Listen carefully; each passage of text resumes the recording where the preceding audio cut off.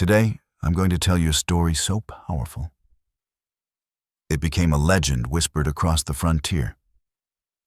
Set deep in the Wild West, where the wind howls through empty streets and justice often arrives on horseback. This was a land ruled by cruelty and chance. Here, destinies crossed in the most unlikely place. A gambling hall where lives were worth less than a stack of cards. And it all began with one moment, a door opening, that would reshape an entire valley. Before we kick off this adventure, don't forget to hit like on the video and let us know in the comments where you're watching from. In 1874, a dust-choked saloon in Deadwood became the scene of a sin the frontier would never forget. A heartless uncle, cornered by gambling debts, dragged his 4 nieces into the open and placed them on an auction platform, offering them to the highest bidder like livestock. Men jeered. Coins clinked. Hope bled out of the room. Then the front doors exploded inward. The laughter died instantly. A tall figure filled the doorway, broad as a barn post, carved from shadow and rage. This was Cole Rourke, the most feared rancher in the territory. He didn't come to bargain. He came with money and with purpose. The town believed the girls were doomed the moment he stepped inside. Yet what Cole Rourke would build for those 4 sisters would not only save their lives, it would carve a legacy that echoed far beyond the frontier. This is the story of the angry rancher and the women who changed him forever. The air inside the gem saloon was thick enough to suffocate. Sour tobacco smoke, unwashed bodies, and stale whiskey clung to every breath. On this late October afternoon, the usual chaos had quieted into something darker. Anticipation crawled along the walls. At the center of the room stood a rough wooden platform normally used for dancers. Now it held 4 young women. They huddled close together, calico skirts trembling. Their faces were streaked with dust and tears. May Holloway, the eldest at 22, stood at the front. Her arms stretched wide, as if her body alone could shield her sisters from the hungry eyes of miners and drifters crowding in. Behind her stood Eliza Crowley, 19, her fiery red hair dulled by despair. Next was Clara Whitlock, only 17, thin and shaking. And pressed tightly against her side was little Lila Hart, just 12 years old, barely able to lift her chin. Sweating beside them in a stained gray coat stood their uncle, Silas Crow. He was a narrow, rat-faced man whose hands trembled not with guilt, but with the sickness of a 3-day drunk finally wearing off. 3 nights earlier, he had lost the family homestead in a poker game. Now, the only currency he had left stood shaking on that platform. He owed a fortune to the saloon's owner, a brutal man named Brack Donnelly. "Gentlemen," Silas Crow croaked, his voice sharp and cracked, "what you see before you is quality stock. Good Christian girls. They cook, they sew, and they'll keep a man warm." A wave of ugly laughter rolled through the crowd. May's eyes burned as she glared at him, hatred so fierce it could have set the sawdust ablaze. "You'll rot in hell for this," she hissed. "Shut your mouth," Crow snapped, lifting his hand. "You eat under my roof. You pay my debts." From behind the bar, Brack Donnelly called out lazily, polishing a glass. "Let's move this along. Crow owes me $5,000. Who's starting the bid?" "500," a miner shouted. "800," another yelled. The numbers rose quickly, but cheaply. These men weren't buying wives. They were buying labor, or worse. May's heart slammed against her ribs. A small blade lay hidden in her boot. She had already decided. If one of these men bought them, she'd strike first. Then herself. 2,000. The voice came from near the front. A man in a clean pinstripe suit, a Denver brothel owner, smiled thinly. The room went silent. $2,000 was no small sum. Silas Crow nearly grinned. 2,000, do I hear more? He barked. That was when the saloon doors slammed open hard enough to rattle the windows. Sunlight poured in behind a massive silhouette. As eyes adjusted, the room froze. He stood well over 6 feet tall, shoulders stretching a black duster tight. A dark hat shadowed his face, but no one missed the scar. A jagged white line carved from cheekbone to jaw, disappearing into his beard. Even the piano player stopped breathing. It was Cole Rourke, the devil of the Badlands. A man who owned the Iron Ridge Ranch, the largest cattle spread west of the Missouri. A recluse, a ghost, a rumor wrapped in violence. They said he'd killed a man with his bare hands, that he despised people, that his heart was colder than a Dakota winter. Cole stepped inside. His spurs didn't jingle. They struck the floor with slow, deliberate thuds. The crowd parted instinctively. He didn't look at the men. He didn't look at Silas Crow. His dark eyes were locked on the 4 girls. He stopped at the base of the platform. Up close, May felt the fury rolling off him, controlled, coiled, dangerous, like a storm refusing to break. "What is this?" Cole asked quietly. His voice rumbled like distant thunder. Silas Crow swallowed. "Just business, Mr. Rourke. Settling debts." Cole turned his head slowly toward the man in the pinstripe suit. That man shrank under his stare. "I'm buying the debt," Cole said. He didn't raise his voice, yet it carried to every corner of the saloon. Brack Donnelly stiffened behind the bar. "It's an auction. Current bid's 2,000. Cole reached into his coat. Every hand in the room tensed. Instead of a gun, he pulled free a heavy leather pouch and hurled it onto the bar. The impact cracked the wood. $5,000 in gold, Cole said evenly, and the deed to Crow's farm. The room gasped. Silas Crow nearly collapsed in disbelief. "Sold," Donnelly muttered. Cole didn't smile. He turned toward the girls and jerked his head toward the door. "Get in the wagon," he said. "Now." The saloon tensed, every man bracing for the crack of a gunshot. Instead, Cole Rourke drew out a thick leather pouch and hurled it across the bar. It struck the wood with a brutal metallic slam, splintering the surface beneath it. $5,000 in gold dust, Cole said evenly, and the deed to the Crow farm. A collective gasp tore through the room. It was an impossible amount, enough to purchase land, cattle, even a town. Not merely 4 frightened girls. Silas Crow's face went pale, his knees nearly buckling as greed flooded his eyes. "Sold," Brack Donnelly muttered. "Sold to Mr. Rourke." Cole didn't react. He turned back toward the platform. He didn't offer a hand, didn't soften his expression. He only nodded sharply toward the door. "Get in the wagon," he growled. "Now." May Holloway froze. She stared at the scarred giant who had just paid a fortune for their lives. Was this salvation? Or had they simply been handed to something far worse than the men in this room? "I said move." Cole's hand settled deliberately on the pearl grip of the revolver at his hip. Fear shattered hesitation. The sisters scrambled off the platform and fled through the doors, feeling the town's stairs burning into their backs. Outside waited a covered wagon already hitched. The journey to Iron Ridge was agony. 3 full days across some of the harshest land in the territory.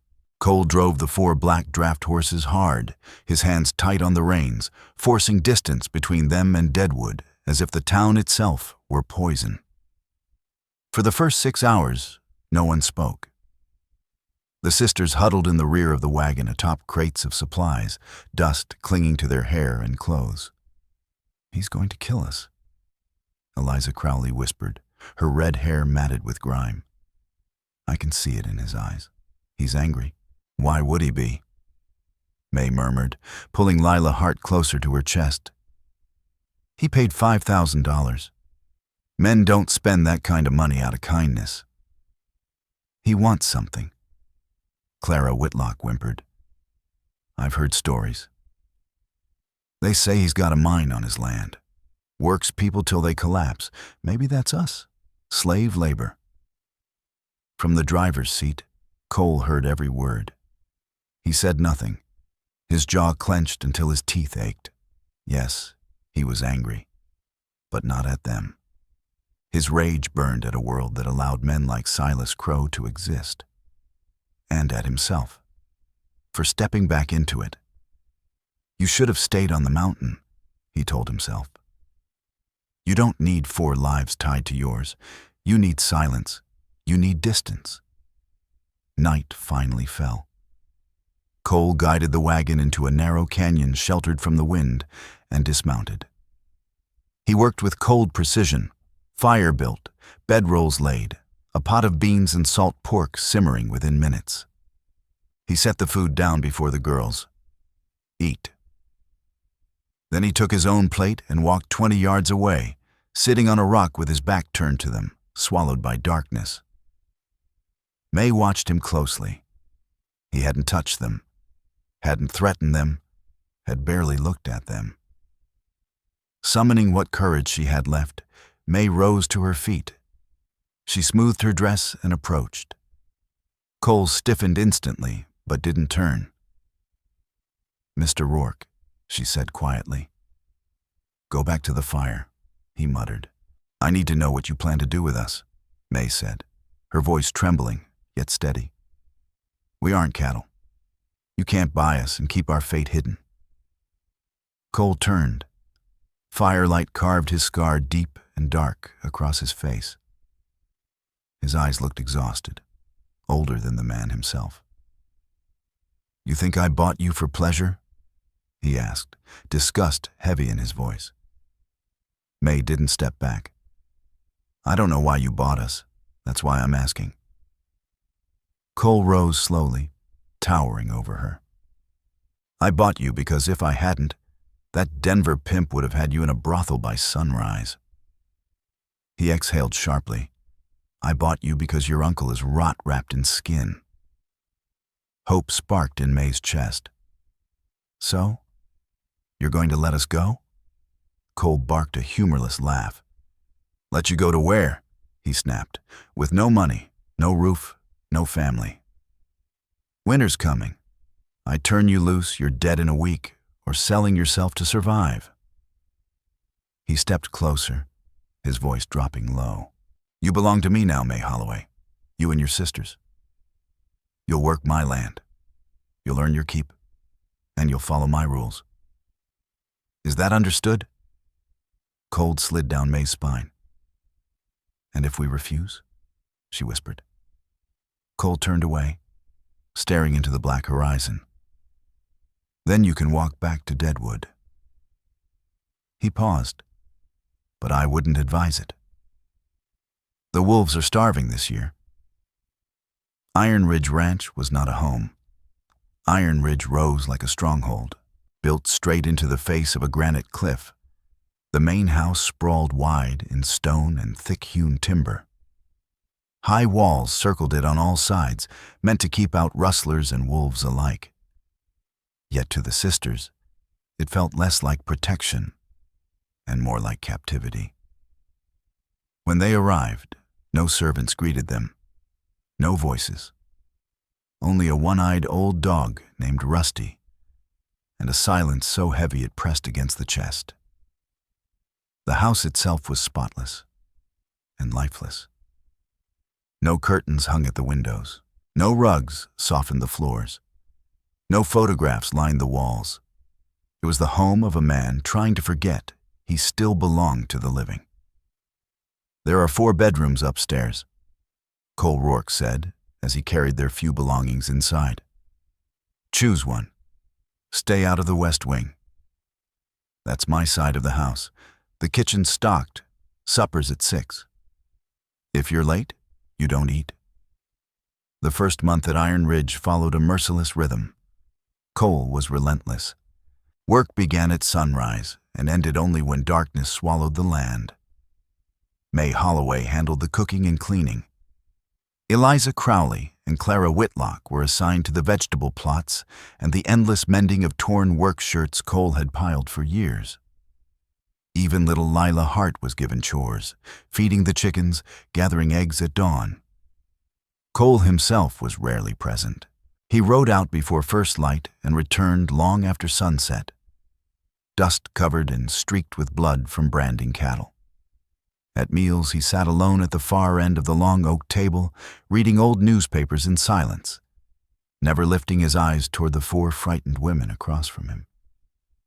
Still, the sisters watched him, and they learned.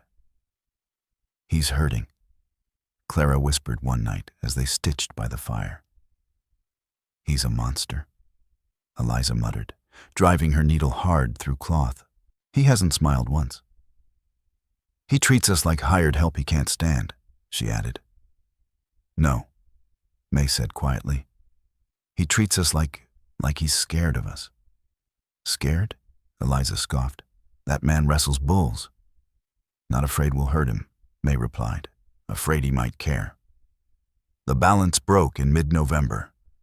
A blizzard swept across the plains early, burying Iron Ridge beneath 4 feet of snow. Wind screamed through the canyon, slamming shutters like a living thing. On the second night, Lila began coughing. By midnight, the cough turned violent. Her skin burned with fever. She thrashed in the bed, delirious and crying out. May panicked. Ignoring Cole's rules, she ran straight for the West Wing and pounded on his door. "Mr. Rourke, please, it's Lila." The door opened instantly. Cole stood there fully dressed, a book still in his hand. One look at May's tear-streaked face, and he shoved past her without a word. When he entered the girl's room, the angry rancher vanished. He knelt beside Lila's bed, his massive calloused hand resting gently against her burning forehead. "Pneumonia," he murmured. He looked up sharply. "Heat water. Bring the whiskey from my study, now." For 3 days and 3 nights, Cole Rourke did not sleep. He sat at Lila's bedside, spoon-feeding broth, changing cool cloths, gripping her small hand when fever dreams racked her body. His voice, when he spoke, was one the sisters had never heard, soft, low, almost tender. "Stay with us, little one," he whispered. "You're strong. You're a Rourke. Close enough. You've got fight in you." On the 4th morning, the fever finally broke. Lila opened her eyes and offered a faint smile toward the giant man asleep in the chair beside her bed. May watched from the doorway. She saw the exhaustion carved into his face, the dark shadows beneath his eyes, and for the first time, she noticed something else. A dusty framed portrait on the mantel he had forbidden them to touch. A woman and a baby. Lila's recovery shifted everything. Cole returned to his cold manner, but fear no longer lived in the house. The sisters had seen what lay beneath the scar. One evening in December, May prepared roast beef, his favorite, and poured him a glass of wine. After the others had gone to bed, she finally asked, "Who is she?" Cole froze, his fork suspended midair. "Who?" "The woman in the picture," May said gently. "I saw it while you were caring for Lila." He slowly set the fork down. The fire crackled between them. "Her name was Anna Rourke," he said at last, his voice rough as gravel. "She was my wife." He rose and moved to the window, staring into the snow-covered darkness. 10 years ago, I was a different man," he said quietly. "I was happy." He swallowed. "We had a boy, Caleb Rourke." His hand tightened around the window frame until his knuckles turned white. "There was a raid," he said. "Comanche." Silence swallowed the room. "I was out riding the range," Cole said quietly. "When I came back, The house was already burning. He turned toward May Holloway. The pain in his eyes was unbearable, raw, open, unguarded. "I found them," he continued, "or what was left of them." His voice tightened. "That night, I swore I'd never let anyone close to me again, because everything I touch ends up dead." He exhaled slowly. "That's why I'm angry, May. Not at you. Never at you. Angry at the world. And angry at God for letting me breathe when they didn't." May stepped toward him. She didn't embrace him. She knew he would break if she did. Instead, she placed one gentle hand on his arm. "You didn't let Lila die," she said softly. "You saved her." She looked up at him. "You have a gift, Cole. You protect people. You think you're cursed. But maybe you were spared for a reason." Cole stared at her hand, resting on his sleeve. Then at her eyes. For the first time, something inside him gave way. A single tear slid through the dust on his cheek, following the old scar carved into his skin. "I didn't buy you to work," he admitted, his voice rough. "That was never the reason." He swallowed. "I bought you because I knew Warren Pike, the cattle baron." May nodded faintly. "He told me about a trafficking chain moving women from Deadwood to San Francisco. Your uncle wasn't just selling you to whoever had coin. He already had a deal with that pimp. I outbid him to break the chain." Cole looked away. "My plan was to send you east, to a convent in St. Louis, once spring came." "And now?" May asked quietly. Cole's gaze drifted down the empty hallway, where the distant laughter of the other girls echoed. "Now," he said. "I don't know." Spring arrived soon after, melting the snow and painting the plains with wildflowers. But it brought danger with it. The man who had lost the auction had not forgiven the loss.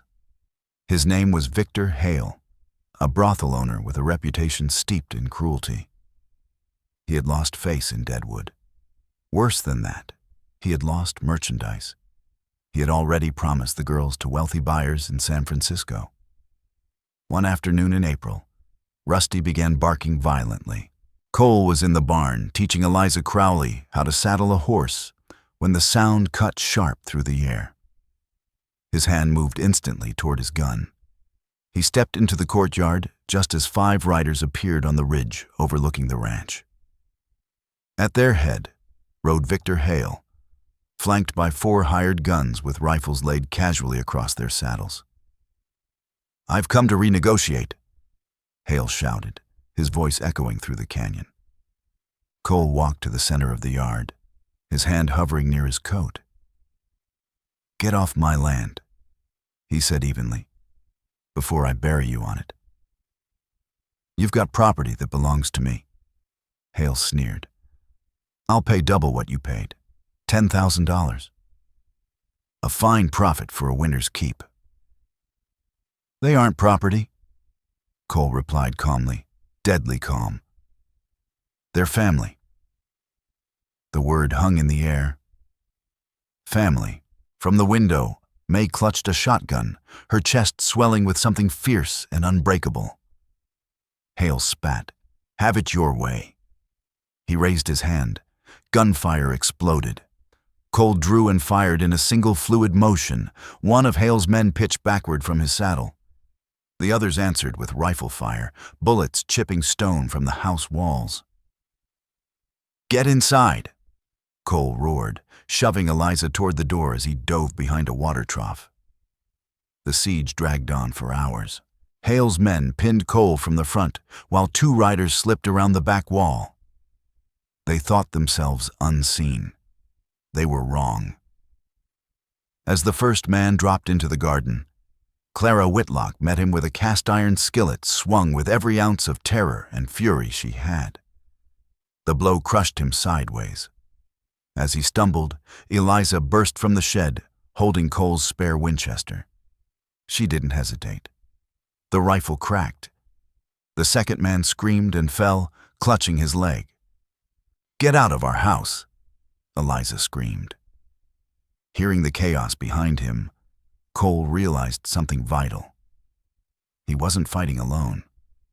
With renewed ferocity, he broke cover, moving like the devil the territory whispered about. He flanked Hale's position and fired, blasting the pistol from the man's hand. Hale tumbled from his horse, scrambling in the dirt. He looked up to find Cole's revolver aimed between his eyes. "I should kill you," Cole growled. "No," May shouted, running into the yard. "Don't, Cole. He isn't worth a stain on your soul." Cole hesitated. He looked at May, then at the trembling man before him. Finally, he swung the pistol hard, the butt connecting with Hale's face. Victor Hale collapsed unconscious into the dirt. "Bind him," Cole Rourke ordered coldly. The remaining hired guns, pale and shaking, obeyed at once. They tied Victor Hale's hands while Cole stood over them like a judge. "Take him to the marshal in Deadwood," Cole said. "Tell him Cole Rourke sends his regards." His eyes hardened. "And tell every man who rode with him, if I ever see you again anywhere in Dakota, I won't be nearly this civil." The seasons at Iron Ridge turned like the pages of a thick ledger. Winter's brutal cold surrendered to the sucking mud of spring. Spring hardened beneath the sun into the blistered gold of summer. And with each passing year, something inside the stone fortress shifted. Cole Rourke was no longer merely the feared recluse on the mountain. He was driven by something new. Not grief, not solitude, but an urgent need to secure a future for the 4 women who had unknowingly stitched his broken heart back together. The attack by Victor Hale changed everything. It proved one undeniable truth: the world would always try to steal what was vulnerable and good. Cole knew he couldn't live forever, and he couldn't stand guard with a Winchester until his dying breath. If he wanted them safe, he needed to build a different kind of fortress. One made not of stone, but of influence, wealth, and unshakable respect. It began on a Tuesday evening in late 1879. The girls were no longer children. May Holloway, now 27, carried herself with quiet authority, steel wrapped in grace. Eliza Crowley, 24, could outwork any hand on the ranch. Clara Whitlock, 22, had filled the once bleak house with sketches, patterns, and woven color.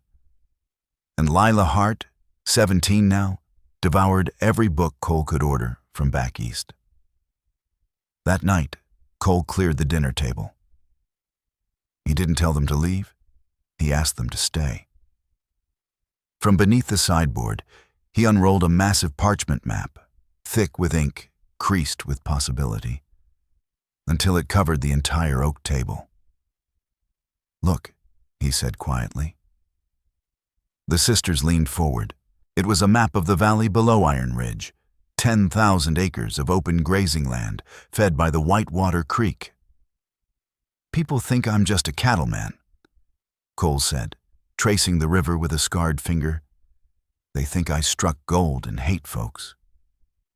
He exhaled once. "They're right about the second part.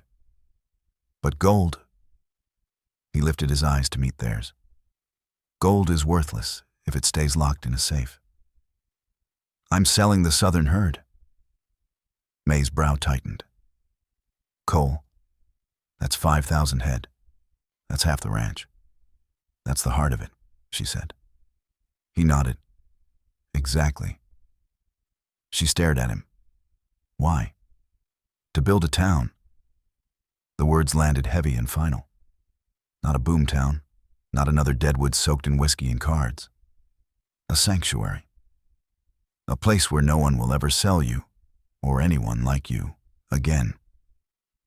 He pointed to a bend in the river. Here we build a school, real stone walls, slate roof. The finest library west of the Mississippi. He turned to May. You see the world in numbers and balance. You'll run the administration. You'll control the money.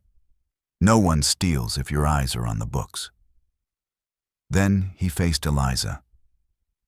You understand animals better than any hand I've ever hired. You'll oversee the breeding program. We'll raise the finest quarter horses in the territory.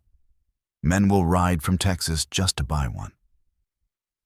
His voice softened when he turned to Clara. This world is cruel, he said gently. You make it beautiful.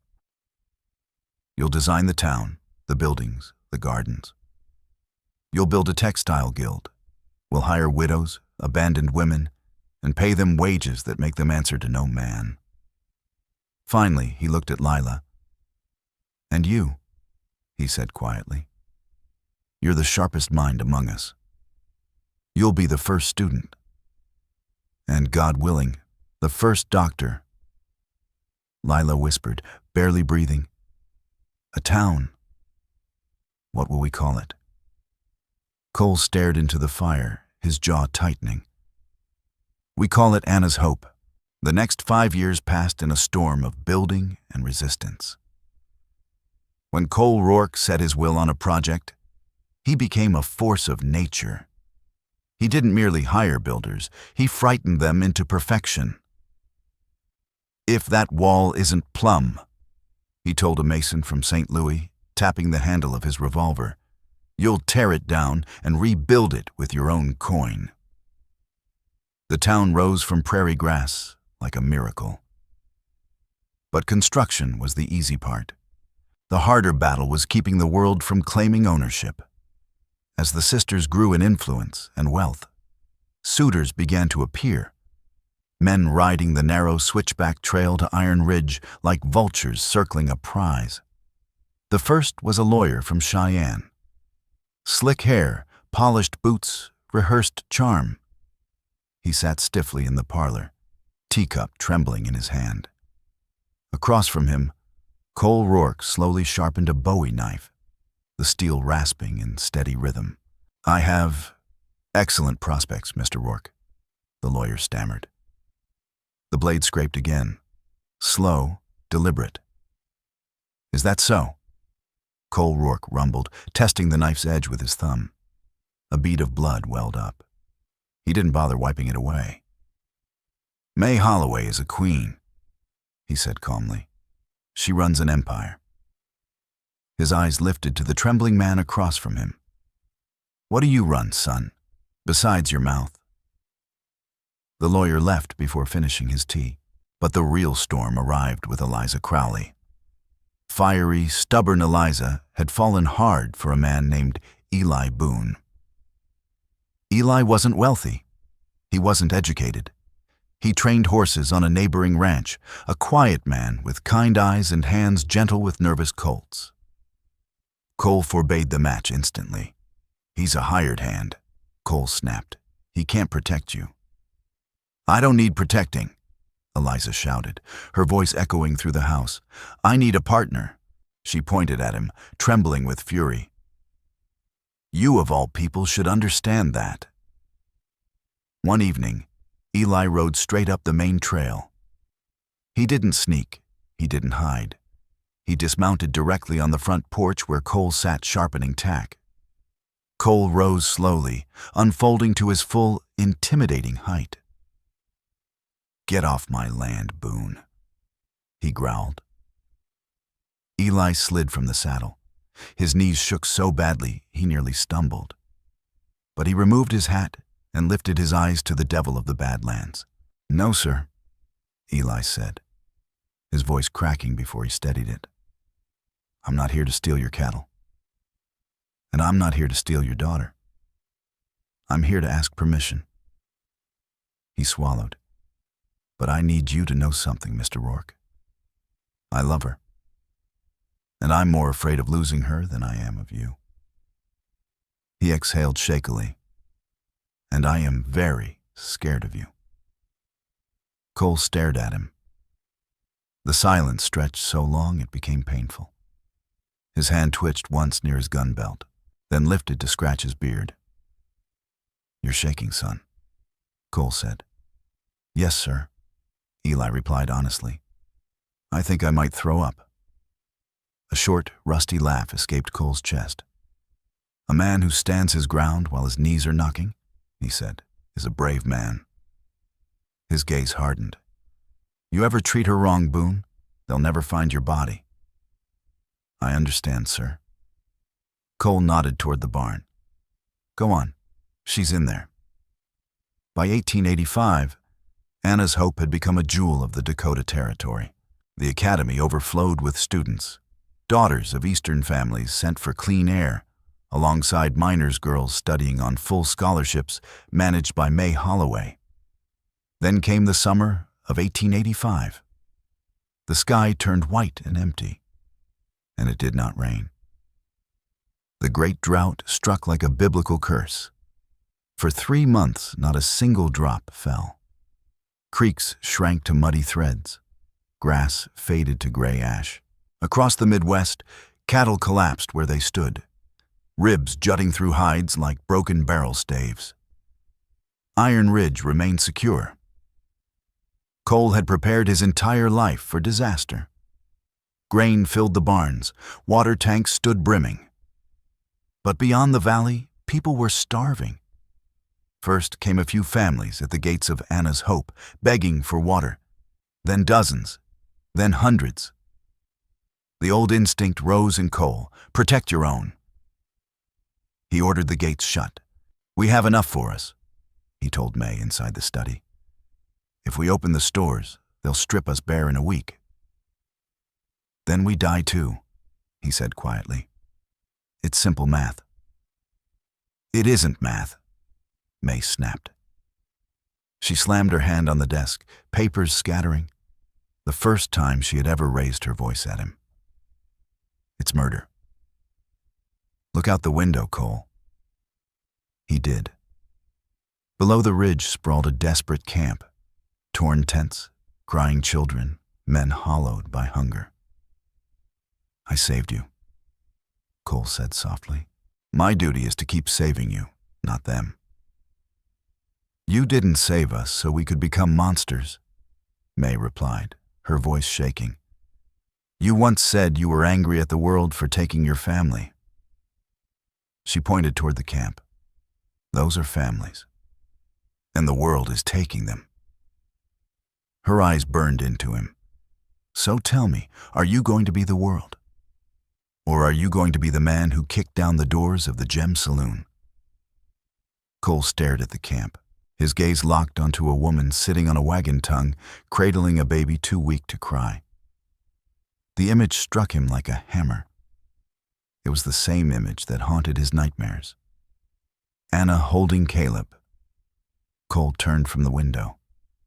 The anger that had once protected him shifted. No longer a shield, it became a weapon. "Get Eliza," he barked. "Get the wagons, all of them." May's breath caught. Hope flared in her chest. "What are we doing?" she asked. "We're not just opening the gates," Cole Rourke growled. "We're riding out."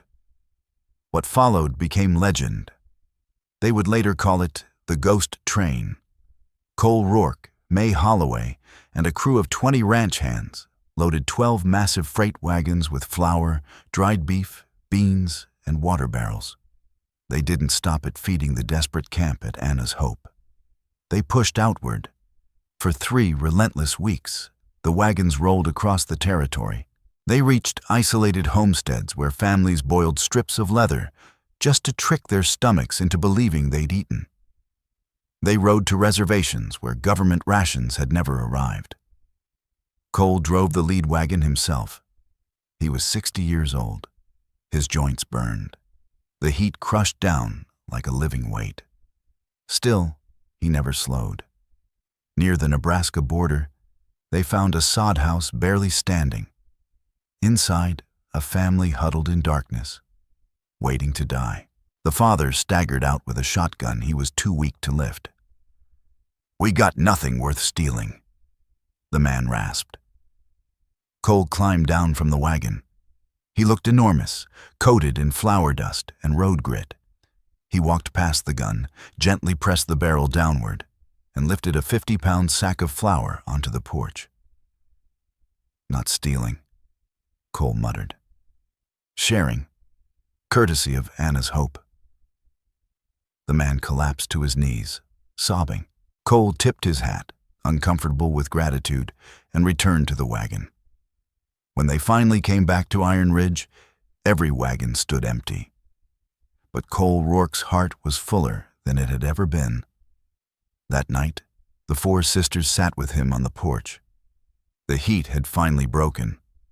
Rain whispered against the dust, hissing softly as it touched the dry earth. "We're broke," May said, studying her ledger, though she was smiling. "We gave away the winter profits. The textile expansion will have to wait." "Let it wait," Cole replied, watching the rain. He took a slow sip of coffee. "We made history instead." He looked at them, not girls anymore, but women who had challenged him, defied him, and loved him back to life. "You know," Cole said quietly, "Victor Hale thought he was buying merchandise. He was a fool." "Why?" Lila Hart asked. Cole reached out and gently squeezed May's hand. "Because you can't put a price on a legacy," he said, "and that's what we built. Not the buildings, not the money. This," he gestured toward the darkened valley, "what we did this week. That's the Rourke legacy." The sisters watched him and understood. The angry rancher was gone. In his place sat a tired but peaceful patriarch. He had built a fortress, yes, but May had been right. He had finally unlocked the gate. Time on the Dakota plains was not measured in minutes or hours, but in deepening wrinkles, silvering hair, and stone slowly worn smooth by wind. For Cole Rourke, time became a steady river, carrying him away from the violent man he once was and depositing him gently into respected old age. By the winter of 1899, the Wild West was fading. Barbed wire stitched the open range. Boomtown chaos gave way to locomotives and telegraph hums. The frontier that had created men like Cole and monsters like Victor Hale was being tamed. Now 72, Cole moved slower than the storms that still battered Iron Ridge. The scar on his face had softened into the lines of age. No longer a mark of violence, but proof of survival. His once towering frame bent beneath years of labor. Wrapped in a buffalo robe, he spent most days in a rocking chair on the porch, watching the road. He wasn't waiting for enemies anymore. He was waiting for them. The sisters. They were no longer frightened girls bought in a saloon. They were the pillars of the community he had helped raise. May Holloway, now 47, had become the iron backbone of Anna's hope. She never married, claiming she had too much work running the foundation and academy. Every Sunday she visited Cole, bringing ledgers and reports, knowing he still liked to feel useful. Still liked being the man who made the final call. Eliza Crowley, fire still in her blood, had married Eli Boone, a kind-hearted horse breeder. They lived 3 miles down the valley. She had 3 sons, all of whom terrified schoolteachers and worshipped their grandfather, Cole. Clara Whitlock, the artist, spent several years in Chicago, earning acclaim for her frontier paintings. But the city proved too loud, too crowded, too empty. She returned home to open a gallery in town, and often climbed the ridge to paint the canyon light, while Cole sat nearby in silence. And Lila Hart, little Lila, the child he had carried through pneumonia that first brutal winter, she was now 37, a doctor. She had fought relentlessly to earn her place in medical school back east, paid for entirely by Cole's gold. She became the first female physician in the territory. On one particular Tuesday, the sky turned bruised purple, heavy with the promise of snow. Cole felt a familiar tightness in his chest, a cold ache unrelated to the weather. He tried to stand and head inside, but his legs refused to move. He sagged back in the chair, breath rattling deep in his chest. At his feet, Rusty, descendant of the first old dog who had guarded Iron Ridge, whined softly and nudged his hand with a cold nose. "I know, boy," Cole Rourke whispered.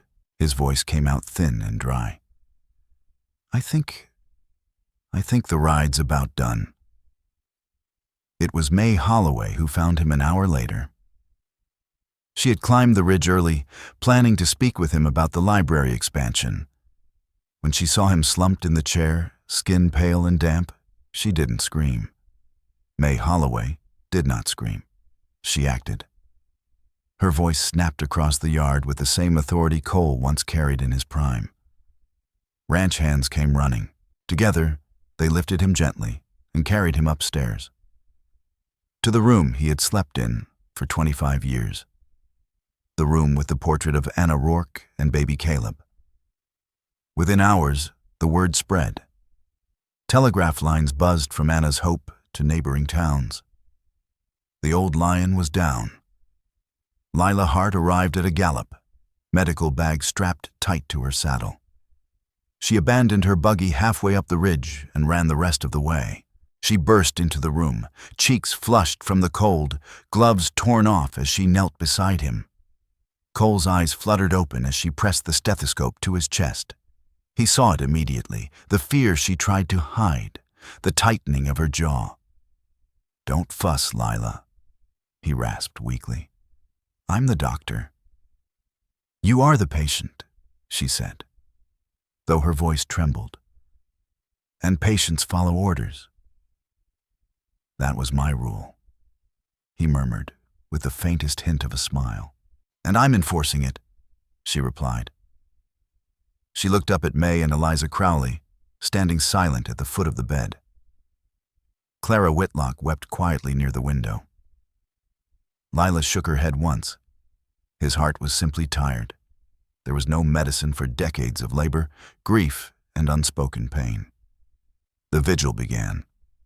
For 3 days the storm howled outside, burying Iron Ridge beneath snow, just as it had that very first winter long ago. Wind slammed the stone walls, but inside the fire burned steady and warm. They took turns sitting with him. They did not speak of business. They spoke of memories. "Do you remember?" Eliza said on the second night, clutching his hand. "When I tried to ride that unbroken black stallion? You shouted so loud, I thought the mountains would split." Cole's eyes remained closed, but his head tilted slightly. "You were foolish," he whispered. "Brave, but foolish," she laughed through her tears. "You dragged me off that horse right before he rolled. You saved my life, Cole, again." "Stubborn," he murmured, "just like me." The next morning, Clara sat beside him with her sketch pad. "I'm drawing you," she said softly, "but not like this. I'm drawing you the day you kicked open the saloon doors." Cole cracked one eye open. "I looked like the devil." "No," Clara said firmly, shading the page. "You looked like an archangel, a very angry archangel." "We were praying for a miracle that day," she whispered, "and you walked in." He coughed, wet and rattling. "I didn't want to buy you," he said weakly. "Just wanted to hurt your uncle." "I know," Clara said gently, smoothing his white hair. "But you loved us anyway. That's the miracle. It's easy to love when you want a family," she continued softly. "It's harder when you're trying with all your strength not to." By the third night, his breathing had grown shallow. Outside, the storm had broken. The silence afterward was so deep, it felt as though the world itself was waiting. Moonlight spilled through the window, bathing the room in silver. All 4 of them remained. They refused to leave. May sat by his head, cooling his brow with a damp cloth. Eliza held his left hand, Clara his right. Lila sat at the foot of the bed, counting his pulse, tears finally falling freely. Cole stirred. His eyes opened. For one brief moment, the fog of age lifted. The sharp, commanding gaze returned, clear and steady. He looked toward the portrait on the nightstand. Anna holding baby Caleb. For decades, that image had tortured him. Tonight, it did not. The guilt was gone. Only peace remained. He turned his eyes to the 4 women surrounding him. "I have a confession," he whispered. The room went completely still. I told you I saved you because of Warren Pike." "Because of the traffickers," Cole Rourke whispered. "We know, Cole," May Holloway murmured, trying to calm him. "No," he interrupted, gathering what little strength he had left. That was the excuse. He swallowed hard, breath catching in his chest. "When I walked into that saloon, I saw you, May. You were standing in front of your sisters. Your arms were spread wide. You looked ready to fight the whole room to keep them safe." His voice trembled. "You looked like Anna. The same fire, the same defiance. I didn't buy you to save you. I bought you because I couldn't watch her die again." May broke, pressing her forehead against his temple as a sob escaped her. "You didn't let us die," she whispered. "You gave us life." "Did I?" Cole asked suddenly, panic flickering across his face as he looked from one to the other. "Did I do right? I was hard on you, cold. I made you work. You taught us how to survive," Eliza Crowley said fiercely, gripping his hand. "You taught us that no one owns us. You taught us our worth. You gave me my hands," Lila Hart said softly, lifting them. "Steady, capable hands. You put books in them instead of a broom." "You did right," she said firmly. "You did more than right." Cole sank back against the pillows, the panic easing. His gaze drifted toward the window, moonlight spilling across the snow. "The deed?" he whispered. "In the desk. Bottom drawer." "We know about the will," May said gently. "Not the will," he breathed. "The deed. To the ranch. It isn't in my name. It hasn't been for 10 years. The sisters exchanged confused glances. "It's in yours," Cole said faintly. "Iron Ridge, Anna's hope. All of it. Always was. I was only the caretaker." His eyelids fluttered. His breathing stuttered, then slowed. "Anna," he murmured. "She's waiting." "Go to her, Cole," Clara Whitlock whispered through tears. "It's all right. We're safe. You can rest now." Cole Rourke, the angry rancher, the devil of the Badlands, took one final, shuddering breath. He did not die with fury on his face. No snarl, no rage. As the last air left his lungs, the tension that had locked his body for 30 years finally released. He died in peace. The funeral of Cole Rourke was not merely a burial. It was history. The storm lifted that morning. Sunlight shattered across fresh snow, turning the valley into diamonds.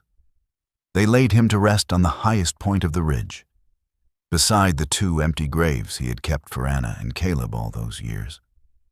But the ceremony was not small. As the sisters stood by the open grave, they heard a sound, a low rumble like distant thunder. Yet the sky was clear. They turned toward the valley. People were coming. On horseback, in wagons, on foot. From Anna's hope. From Deadwood. From as far as Cheyenne. Cattlemen who had ridden beside him in the early days arrived with hats pressed to their chests. Miners he had once staked when luck failed them came quietly.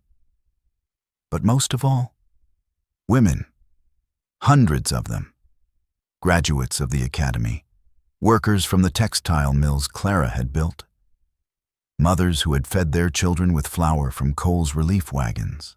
They climbed the winding trail in black mourning clothes, their faces filled not with despair, but reverence.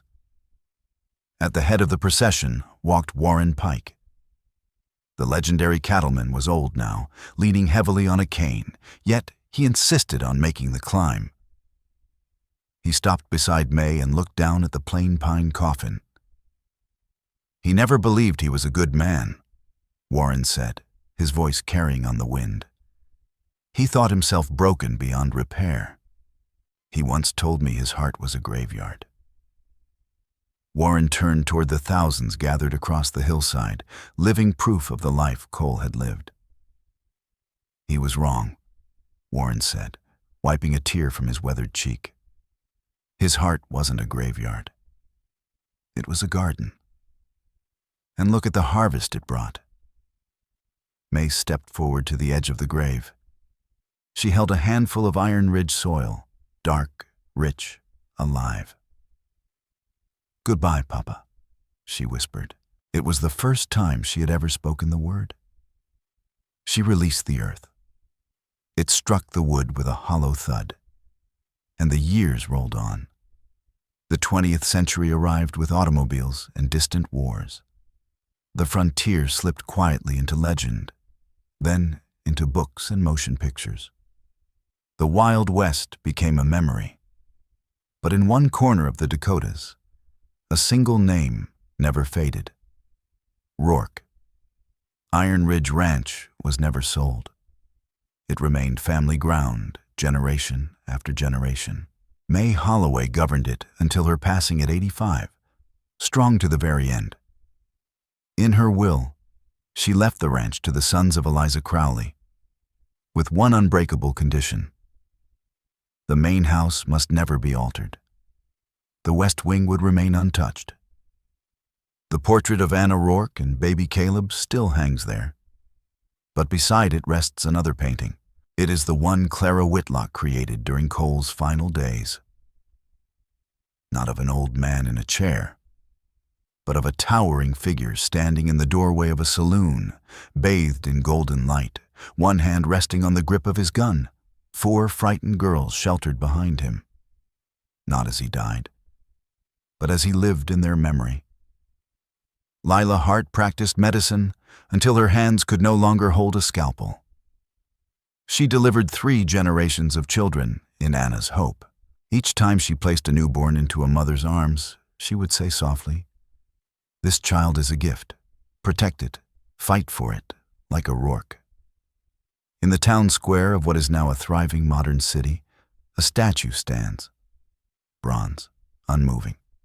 Cole Rourke, tall, scarred, watchful. Every year, on the anniversary of that October day, when $5,000 changed 4 lives, the town gathers. They call it Jubilee Day. Families fill the square. Stories are told. Laughter mixes with remembrance. And at sunset, 4 young girls from the local school are chosen to lay a wreath of wildflowers at the feet of the statue. One year, a traveler stopped to read the plaque. Nearby, an elderly woman sat on a bench feeding pigeons. "Quite a story," the tourist said. "Did he really buy them like slaves?" The woman smiled.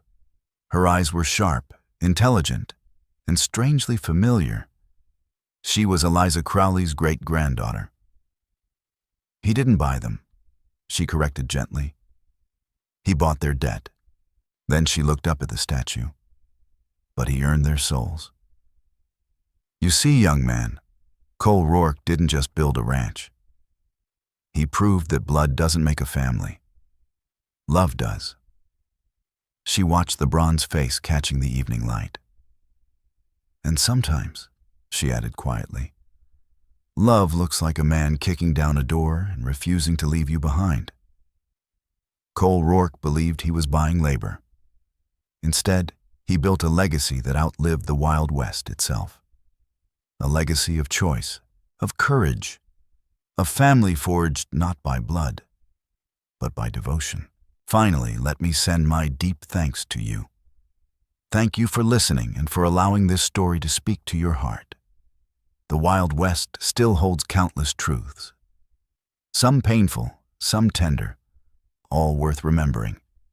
Stay with us, subscribe, comment, and invite others to discover these untamed stories. From our hearts to yours, thank you for being part of this journey. Aviso legal barra disclaimer. Each story shared here is produced for storytelling enjoyment. Certain scenes may include fictional or dramatized elements inspired by historical circumstances. Although AI tools assist us in visuals, narration, and script development, the emotional tone, editing, and quality control are conducted by people to ensure meaningful experiences. We fully uphold YouTube's policies, using no deceptive recreations or impersonations of real individuals. All creative resources are properly licensed. Unauthorized copying, re-uploading, or remixing is not permitted. Thank you for supporting the effort behind every episode we create.